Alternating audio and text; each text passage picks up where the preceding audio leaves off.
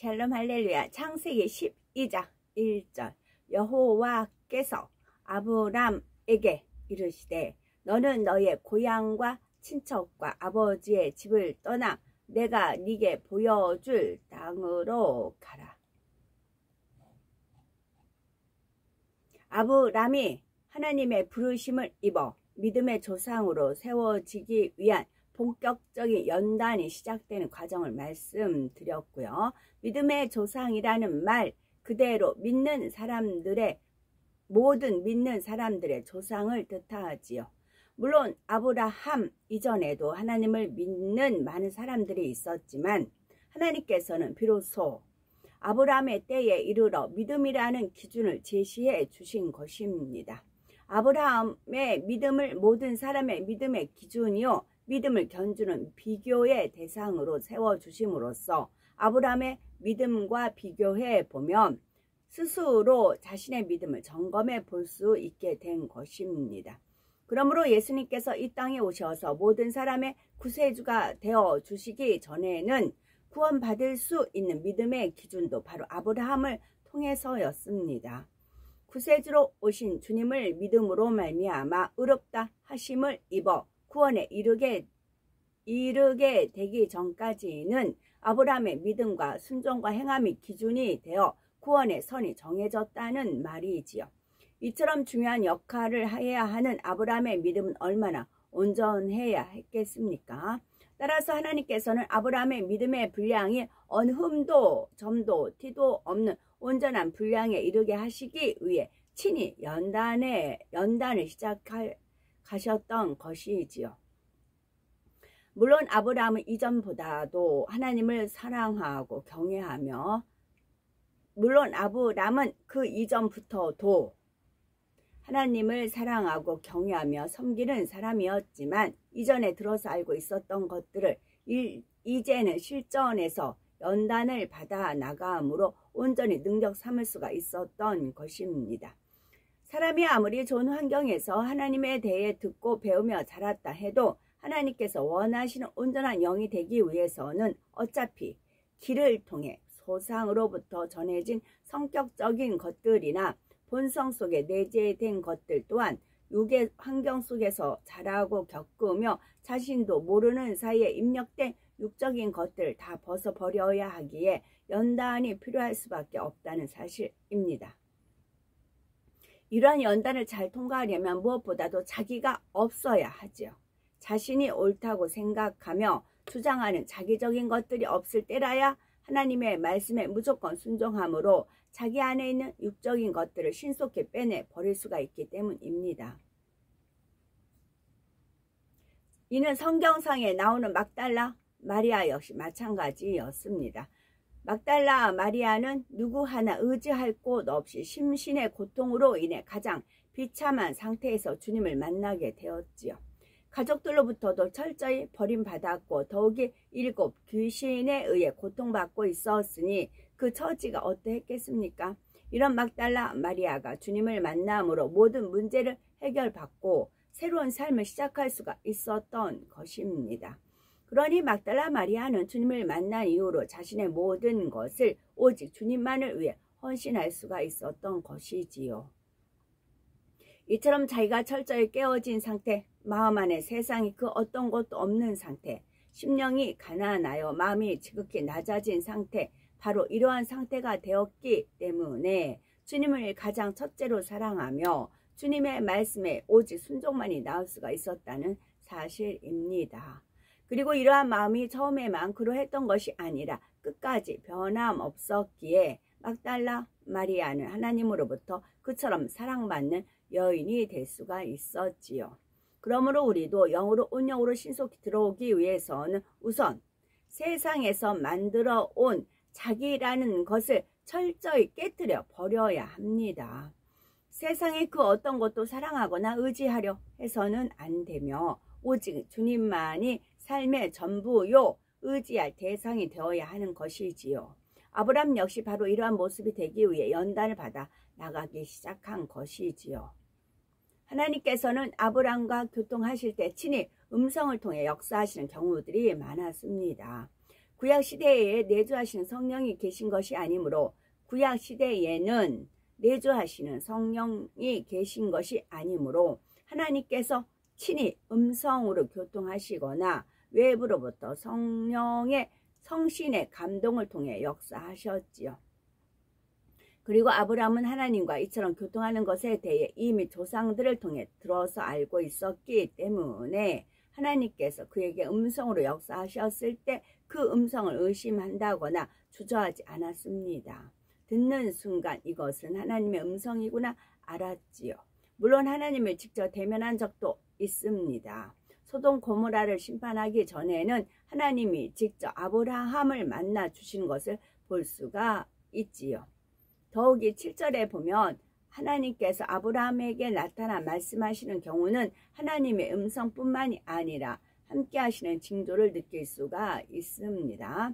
7절을 보면 여호와께서 창세기 12장 7절이요. 여호와께서 아브라함에게 나타나 이르시되 내가 이 땅을 네 자손에게 주리라 하신지라. 자기에게 나타나신 여호와께 그가 그곳에서 제단을 쌓고 했습니다. 물론 이때 하나님께서 아브라함에게 나타나 말씀하셨다 해서 하나님의 본체가 직접 오신 것은 아니지만 바로 하나님의 영광의 빛 가운데 소리로서 역사하셨지요. 영광의 빛은 육적인 것으로 설명하자면 마치 하얀 연기와도 같아서 이러한 연기와 같은 것이 두려워진 속에서 소리가 들려져 오는 것입니다. 이처럼 아브람은 하나님과 교통함을 통해 어떠한 말씀이나 지시를 받았을 때에 즉시로 순종이 나왔던 것을 볼 수가 있지요. 그런데 현실에서 보면 어떤 말씀이나 지시를 받았을 때 바로 순종하는 경우는 많지 않습니다. 자기 생각을 동원하여 순종할 수 있는 한계 내에서만 순종하거나 아예 생각에 맡겨 순종하지 못하는 경우들이 많지요. 육신의 생각을 동원하는 만큼 온전한 순종과는 멀어진다는 사실입니다. 그러나 아브람은 생각을 동원하면 순종하기 쉽지 않은 말씀임에도 4절에 이에 아브람이 여호와의 말씀을 쫓아갔고 말씀한 대로 곧바로 순종이 나왔던 것을 볼 수 있지요. 그의 아버지 데라가 105세를 살았고 아브라함이 175세를 산 것을 생각하면 75세라는 나이가 많은 나이는 아니었지만 하란에 정착하여 경제적인 기반을 다지고 있었고 조상 대대로 살아오며 많은 친척들이 함께하는 삶의 터전을 하루아침에 뒤로하고 떠난다는 것이 육신의 생각을 동원하면 결코 쉬운 일이 아닙니다. 그러나 아브람은 즉시로 하나님의 말씀에 순종했고 이렇게 해서 마침내 가나안 땅에 이르게 되지요. 이때 하나님께서는 다시 한번 나타나셔서 언약의 말씀을 주십니다. 내가 이 땅을 네 자손에게 주리라 하신 것이죠. 이는 바로 아버지 하나님의 근본의 소리로서 이 말씀은 그로부터 약 400여 년이 지난 후에 그대로 성취되는 것을 볼 수 있지요. 하나님께서 어떤 말씀을 하셨을 때 사람 편에서 순종이 안 되어지거나 믿음이 되어지지 않는 경우에는 말씀이 성취되는 것이 지연될 수도 있습니다. 그러나 하나님께서 하신 말씀은 창조의 근본의 소리이기 때문에 반드시 성취되지요. 다만 그것이 당장 성취될 말씀인가 아니면 시간이 지난 후에 성취될 말씀인가 이러한 차이점이 있습니다. 예를 들어 예수님께서 병자를 치료하실 때도 항상 근본의 소리를 바라셨는데 대부분 그 자리에서 즉시로 치료되어 하나님께 영광을 돌렸지만 누가복음 17장에 나오는 10 문둥병자의 경우는 가서 제사장들에게 너희 몸을 보이라 하신 말씀에 순종하여 가던 도중에 깨끗함을 받았지요. 이처럼 본문에 하나님께서 아브라함에게 가나안 땅을 네 자손들에게 주시겠다 하신 말씀도 금방 이루어질 말씀이 아니라 400여 년이 지난 먼 훗날 모세를 통해 출애굽한 이스라엘 백성들이 가나안 땅을 정복해 나가게 되면서 이루어질 말씀이었던 것입니다.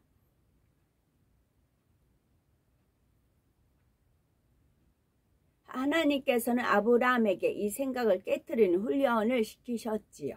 바로 아내 사례를 빼앗기는 연단이었습니다. 이 연단을 통해 아브라함은 자신의 생각을 철저히 깨트리는 계기가 되었지요. 하나님의 말씀에 즉각적으로 순종했던 아브라함이었지만 막상 자신의 생명이 걸린 상황이 되니 하나님만을 전적으로 의지하지 못하고 그만 자신의 생각을 동원했던 것입니다. 이는 아브라함이 하나님께서 어떤 분이신지 몰라서 그런 것이 아닙니다. 여기서 생명을 포기하면 문제가 다 해결돼요. 생명을 붙들고 있으려고 하니까 죽고자 하는 자는 죽겠다 하면은 이게 순종이 돼요. 그리고 이제 천국 간다 확신 있으면 되더라고요. 뭐 우리나라 말 있죠. 죽기 아니면 까무러치기다 그런 말이 있잖아요. 근데 내가 죽지 않으려고 하니까 이게 말씀에 순종하지 못하는 거지. 죽고자 하면은 이게 되더라고요. 근데 죽고자 하는데 그 이제 죽으면 천국이잖아요. 그 소망이 확실하면 하나님은 어떠한 말씀을 주셔도 이게 순종이 되는데 그렇지 못할 때가 불순종이 되는 경우가 있지요. 아브라함이 아내를 빼앗기는 연단을 받기 전 그가 하나님 앞에 단을 쌓으며 고백했던 내용들이 있습니다. 아브라함이 어려서부터 하나님에 대해 얼마나 잘 듣고 배워서 알고 있었는지 잘 알 수 있지요. 자, 아브라함의 고백입니다. 모든 것에 신실하시고 온전하시며 모든 것을 인도하시고 역사하시는 전능하신 여호와 하나님 곧 나의 조상의 하나님이 되시며 나의 조상의 여호와 하나님이 되시는 그분에게 이와 같이 찬양하리이다. 정녕 모든 것에 신실하시고 온전히 행하시는 그분의 이름을 찬양하며 이와 같이 모든 것을 지시하시고 모든 것을 이끌어 주신 그분의 이름 앞에 순종하며 그분의 이름 앞에 이와 같이 엎드러지나이다. 그분의 이름은 높고 광대하시며 모든 것을 지으신 바 되셨고 우리 조상의 주가 되셨고 우리 조상 위에 조상의 여호와 하나님이 되신 그분의 이름을 찬양하리이다. 내가 그분 앞에 이와 같이 엎드러지며 정녕 그분의 이름을 인하여서 내가 모든 것을 믿고 순종하나이다. 그분의 이름 앞에 모든 것이 두려워 떨며 모든 것이 그분의 발 아래 있나이다. 그분의 이름은 광대하시고 그분은 온전하시여 모든 길을 지시하시고 인도하시미니 그 말씀에 순종하고 순종함이 당연하며 모든 것이 그분의 이름 앞에 있나이다. 자, 이러한 고백을 통해 알 수 있듯이 아브람은 하나님께서 얼마나 절대적인 존재이며 광대하시고 전능하신 분이심을 알았습니다. 그러나 이처럼 하나님에 대해 알았고 그분의 말씀에 순종했다 해서 그가 온전한 것은 아니었습니다. 우리 중에도 아마 하나님은 어떤 분이신지 모르는 분은 거의 없으실 것입니다.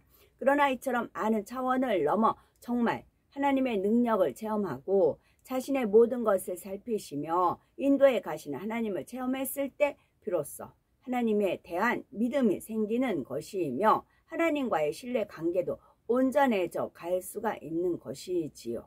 아브람도 아는 것을 온전한 믿음으로 바꿔 나가기 위해 연단이 필요했던 것이고 그러기 위해서는 바로 생각을 깨뜨리는 작업이 필요했던 것입니다. 그래서 하나님께서는 얼마든지 먼저 아브라함에게 피할 길을 주실 수 있었지만 그가 자신의 생각을 동원하도록 가만 놔두셨던 것이지요. 그가 자신의 생각을 동원하도록 가만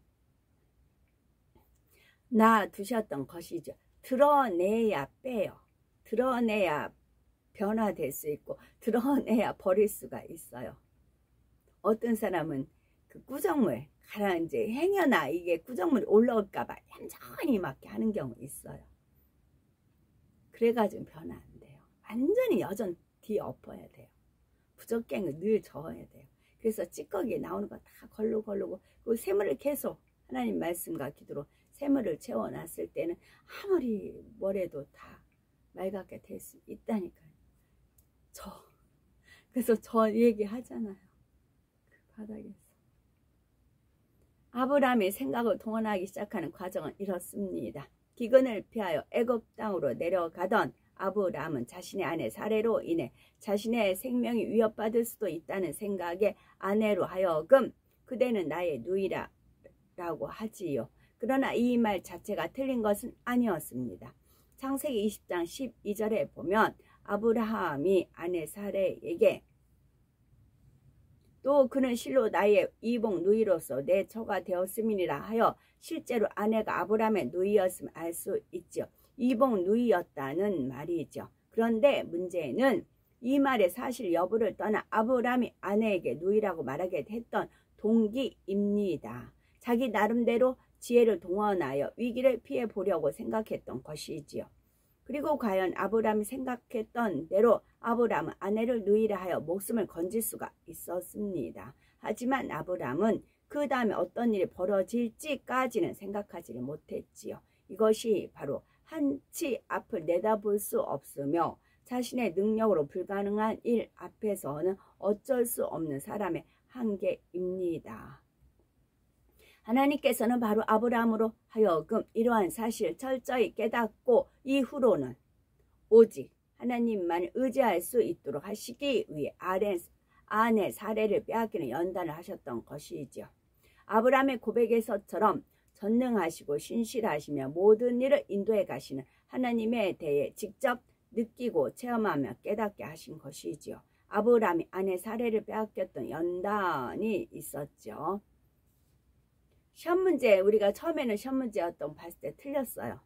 그 다음에 다시 똑같은 시험 문제 나왔어요. 비록 숫자는 수학 같은 경우는 해도 그 공식을 외웠으면 그 다음에 그 시험 문제는 맞습니다.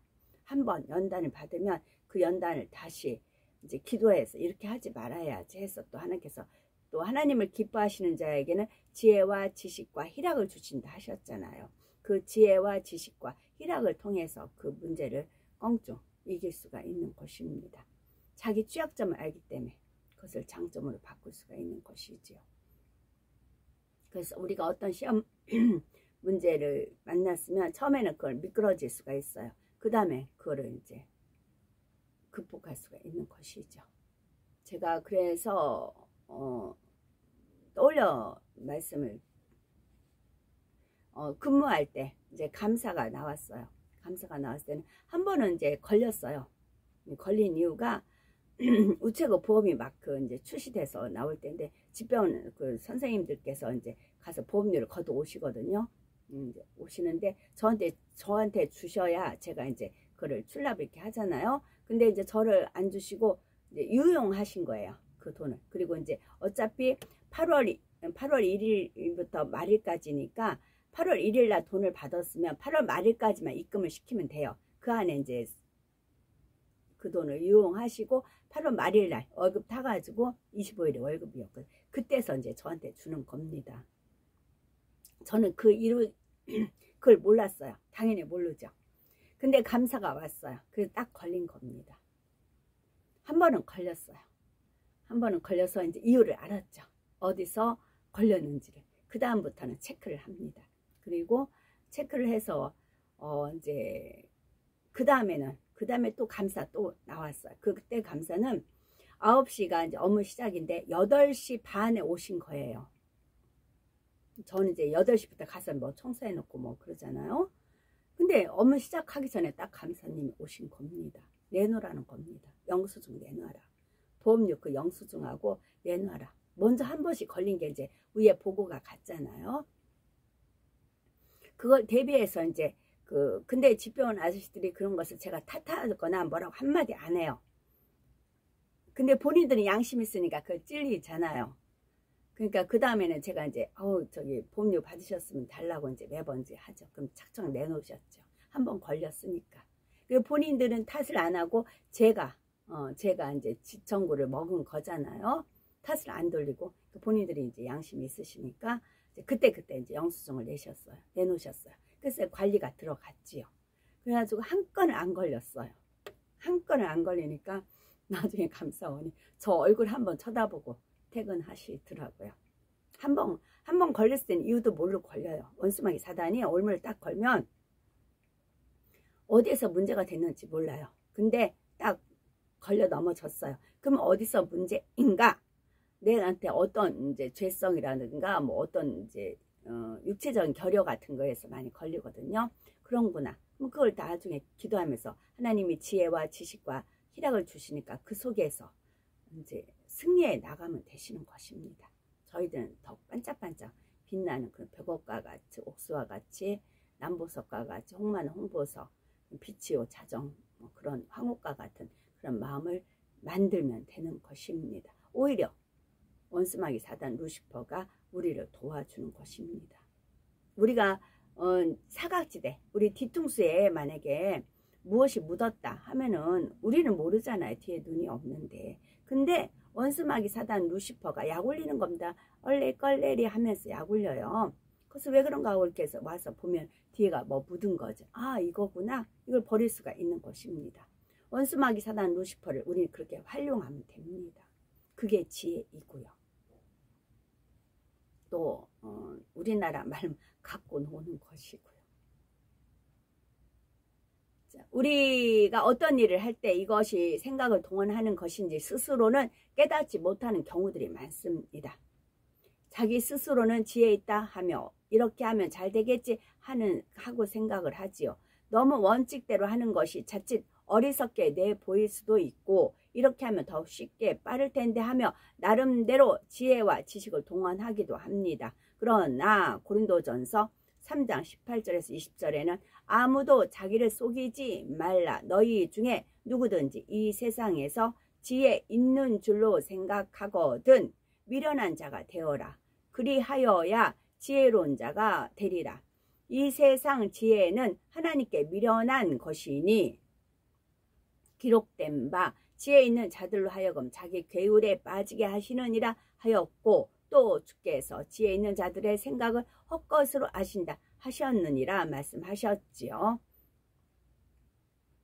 우리가 주 안에서는 당연히 지혜로워야 하되 세상의 지혜에 있어서는 오히려 미련한 자가 되어야 하는 것입니다. 세상의 지혜는 결국 육신의 생각을 동원하게 하여 하나님과는 원수가 되는 방향으로 이끌어 가기 때문이지요. 주 안에서의 지혜는 오직 성결하고 선한 데서 옵니다. 또한 잠언 16장 9절 사람이 마음으로 자기의 길을 계획할지라도 그 걸음을 인도하시는 자는 여호와시니라는 말씀처럼 모든 것을 주관하시며 인도하시는 분은 오직 한 분 하나님이시지요. 아브라함도 이것을 깨닫기 위해 연단이 필요했던 것이고 우리도 역시 연단을 통해 이것을 신속히 깨달아서 세상으로부터 오는 지혜를 버리고 주 안에서 지혜로운 사람이 되어야 하는 것입니다. 사람의 지혜가 얼마나 한정된 것인지를 깨달아 오직 지혜의 근본 되시며 만물의 주관자이신 하나님께만 맡기고 의뢰하는 우리가 되어야 되겠지요. 그러므로 사람의 지혜와 방법이 아닌 하나님의 지혜와 방법으로 항상 범사의 형통함을 받는 우리가 되어야 된다는 말씀입니다. 아멘.